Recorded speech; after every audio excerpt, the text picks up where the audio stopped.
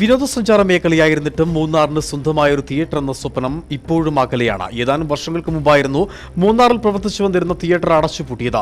സ്വകാര്യ സംരംഭകരില്ലെങ്കിൽ സർക്കാർ ഉടമസ്ഥതയിലെങ്കിലും മൂന്നാറിൽ ഒരു തിയേറ്റർ നിർമ്മിക്കണമെന്നാണ് സിനിമാ പ്രേമികളുടെയും വിനോദസഞ്ചാരികളുടെയും ആവശ്യം. ഏതാനും വർഷങ്ങൾക്കപ്പുറമായിരുന്നു തെക്കിന്റെ കാശ്മീരായ മൂന്നാറിൽ അവസാനമായി സിനിമാ പ്രദർശനം നടന്നത്. പഴയ മൂന്നാറിൽ പ്രവർത്തിച്ചു വന്നിരുന്ന സ്വകാര്യ തിയേറ്ററിന് പൂട്ടുവീണതോടെ മൂന്നാറുകാരുടെ തിയേറ്ററിൽ സിനിമ കാണുകയെന്ന മോഹത്തിനും വിരാമമായി. 1.5 പതിറ്റാണ്ടിലധികം പിന്നിട്ടിട്ടും പുതിയൊരു തിയേറ്റർ പിന്നീട് മൂന്നാറിൽ തുറക്കാത്തത് പ്രദേശവാസികളെ എന്ന പോലെ സഞ്ചാരികളെയും നിരാശയിലാഴ്ത്തുന്നു. മറയൂർ, തേനി, ഉദുമൽപേട്ട, അടിമാലി തുടങ്ങിയ ഇടങ്ങളിലെ തിയേറ്ററുകളെയാണ് മൂന്നാറിലെ ആളുകൾ സിനിമ കാണുവാൻ ആശ്രയിക്കുന്നത്. സ്വകാര്യ സംരംഭകരില്ലെങ്കിൽ സർക്കാർ ഉടമസ്ഥതയിലെങ്കിലും മൂന്നാറിൽ ഒരു തിയേറ്റർ നിർമ്മിക്കണമെന്നാണ് സിനിമാ പ്രേമികളുടെ ആവശ്യം. മൂന്നാറിൽ ഞങ്ങൾക്കൊരു തിയേറ്ററിൽ ഇവിടെ ഇല്ല. ഞങ്ങൾക്ക് സിനിമ കാണാൻ പോകണമെങ്കിൽ ഞങ്ങൾ ഒന്നില്ലെങ്കിൽ അടിമാലി പോകണം, അല്ലെങ്കിൽ മറയൂർ പോകണം. പണ്ട് ഇവിടെ 2 തിയേറ്റർ ഉണ്ടായിരുന്നു. 2 തിയേറ്ററും അടച്ചു പൂട്ടി ഇപ്പോൾ റിസോർട്ടാക്കി.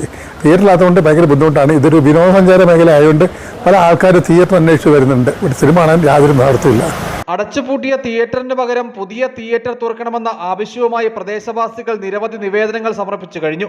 സർക്കാർ ഉടമസ്ഥതയിൽ തിയേറ്റർ നിർമ്മിക്കുവാൻ ആവശ്യമായ സ്ഥലലഭ്യതയാണ് പ്രശ്നപരിഹാരത്തിന് തടസ്സമായി നിൽക്കുന്നതെന്നാണ് വിവരം.